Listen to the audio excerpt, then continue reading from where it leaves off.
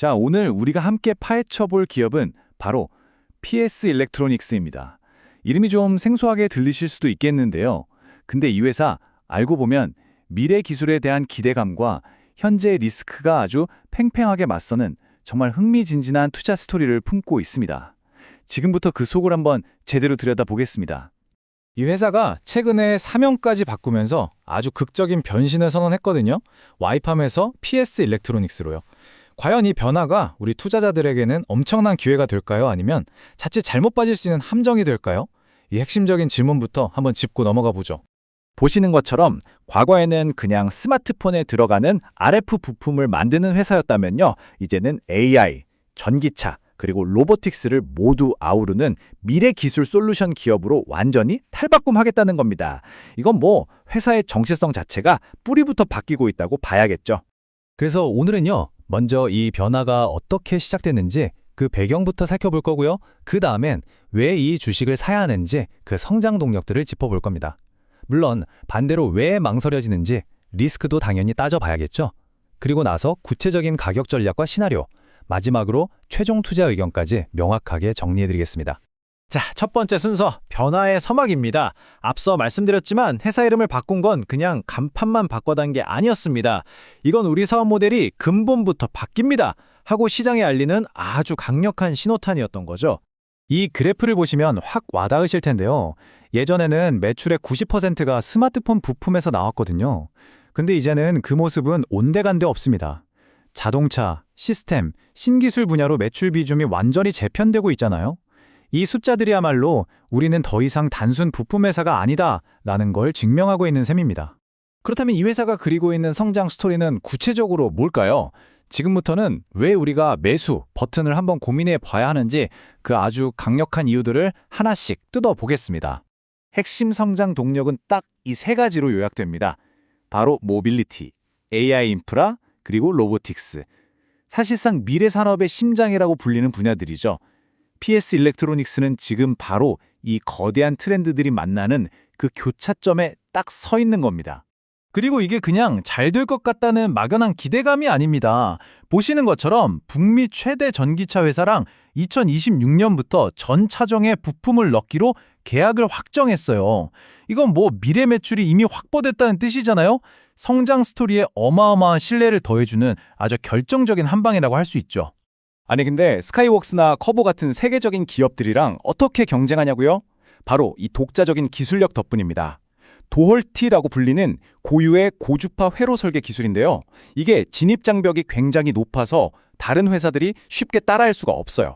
아주 강력한 기술적 해자, 즉 방어막 역할을 톡톡히 하고 있는 거죠. 하지만 이렇게 장밋빛 전망만 보고 투자할 수는 없겠죠. 이제는 아주 냉정하게 현실을 좀 점검해 볼 시간입니다. 과연 우리를 망설이게 만드는 리스크 요인들은 또 뭐가 있을까요? 네, 바로 이 숫자입니다. 마이너스 61.3%. 아마 많은 투자자분들이 가장 우려하는 지점이 바로 여기일 겁니다. 2025년 영업이익이 무려 60% 넘게 급감할 거라는 전망인데요. 이 충격적인 숫자 뒤에 숨겨진 진짜 이유를 제대로 들여다봐야 합니다. 근데 알고 보면 이익이 줄어든 주된 이유는 미래를 위한 투자 때문입니다.